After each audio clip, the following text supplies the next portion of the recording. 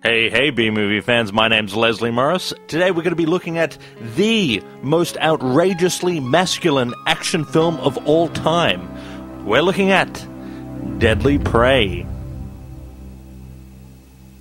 We're getting close. Our story starts with the disgraced Colonel Hogan.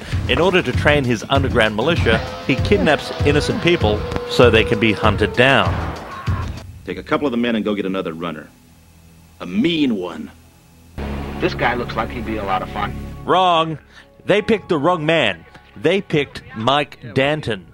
Mike is a waterbed lover, proud mullet owner, and tight pant enthusiast.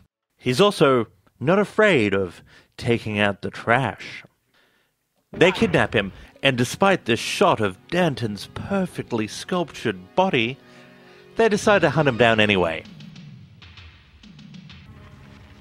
To the audience's complete lack of shock, Danton manages to dispose of most of them without too much trouble. This all leads up to an oddly esoteric scene in which Colonel Hogan monologues about the nature of his men's death. I know this style.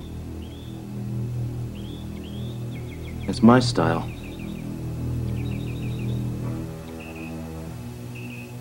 Danton? Mike Danton. I find it amazing that Hogan can deduce that this is Danton, considering the generic nature of all of the killings.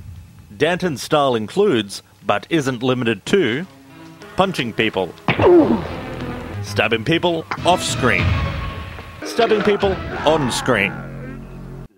After this, Hogan has a conversation in which he shows us just how much the script has borrowed from First Blood. You created him. You trained Danton. Never possessed God in heaven to make a man like Rambo. God didn't make Rambo. I made him.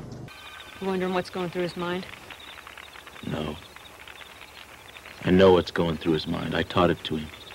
I recruited him. I trained him. I commanded him in Vietnam for 3 years.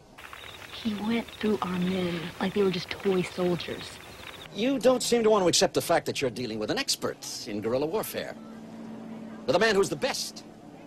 With guns, with knives, with his bare hands. A man who's been trained to ignore pain. Danton is soon captured. In the scene, Hogan asks Danton to join him in ruling the universe. In a shock twist, we learn that Hogan is really Danton's father. Oh wait, have I got that right?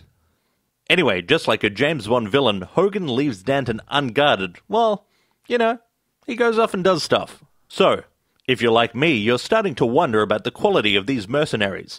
I can accept the fact that Danton could kill them off without too much trouble, but when I see his elderly father-in-law doing it with the same ease, well, you know, you just gotta wonder.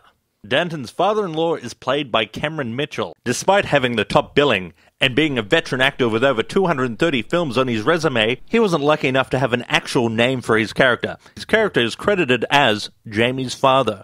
So, for the rest of this review, I'm going to refer to Jamie's father, aka Danton's father-in-law. I don't know if they're really married, so don't quote me on it. As Cameron Mitchell. Anyway, back to the supposed plot. Danton fights a helicopter, and the scene ends with a mismatched stock footage explosion. From there, Hogan kidnaps Jamie, or Cameron Mitchell's daughter as I like to call her. Then he tries to get all romantic with her. Danton teams up with a mercenary named Cooper. Cameron Mitchell kills Colonel Hogan's boss, gets captured, and is soon killed. Despite not killing all the bad guys, or alerting the police to Hogan's white slavery racket, he goes home. Maybe he needed a tighter pair of pants. After getting a Rambo-style knife and gun, he goes back. Not for First Blood, but all their blood.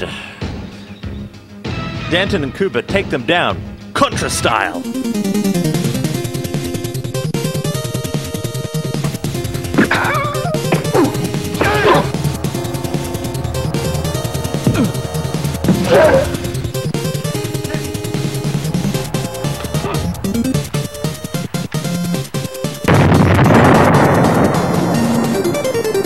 What the hell was that? It's McClellan class.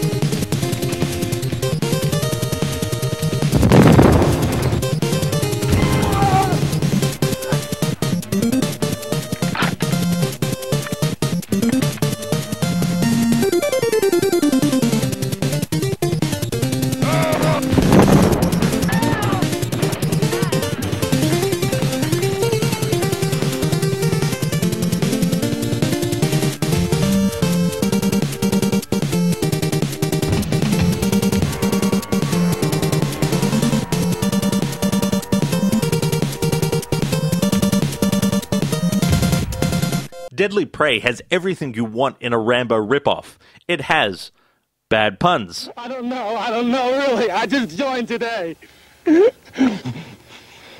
Bad timing. Ridiculous surprise attacks.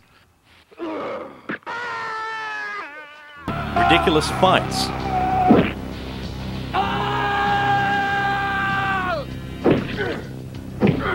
Ridiculous deaths. And gun porn money shots. Oh, it's so beautiful.